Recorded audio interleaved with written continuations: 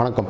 இப்போது ஸ்ட்ரோக், அதாவது ischaemic stroke, ரத்த குழாய் அடைப்பு ஏற்பட்டுச்சுன்னா, நான் சொன்ன அந்த பி ஃபாஸ்ட் சிம்டம்ஸ் ஏதோ ஒன்று தெரிஞ்சதுன்னா 4.5 மணி நேரத்துக்குள்ளே நீங்கள் மருத்துவமனைக்கு வந்துட்டிங்கன்னா ஒரு இம்மீடியட்டாக ஒரு சிடி அல்லது எம்ஆர்ஐ வேகமாக பண்ணிவிட்டு ஆஸ் ஏர்லி as பாசிபிள் அந்த அடைப்பை நம்ம கிளியர் பண்ண முடியும். த்ராம்போலைசிஸ் அப்படின்ற ஒரு இன்ஜெக்ஷன் போட்டு அந்த அடைப்பை நம்ம கிளியர் பண்ணி அந்த ஸ்ட்ரோக்கோட பாதிப்புலேருந்து நீங்கள் தப்பிக்கிறதுக்கு வழிவகை செய்யலாம். சரிங்களா? அதனால் எவ்வளோ சீக்கிரம் உங்களால் ஹாஸ்பிட்டலுக்கு விரைந்து வர முடியுமோ அவ்வளோ சீக்கிரம் வந்துடுங்க. அங்கே இங்கே சுற்றிட்டு வரதுனால நேரம் போக போக அந்த பொன்னான நேரம், அந்த கோல்டன் பீரியட் நீங்கள் மிஸ் பண்ணிவிடுவீங்க. ஒரு நிமிஷத்துக்கு நம்ம பிரெயின் இழக்கக்கூடிய நரம்புகளின் எண்ணிக்கை 20 லட்சம். எடுத்து அளந்து வச்சிங்கன்னா 12 கிலோமீட்டர் வருங்க. அதனால் ஒவ்வொரு நிமிஷமும் பொன்னான நிமிஷம் தவிர விடாதீங்க.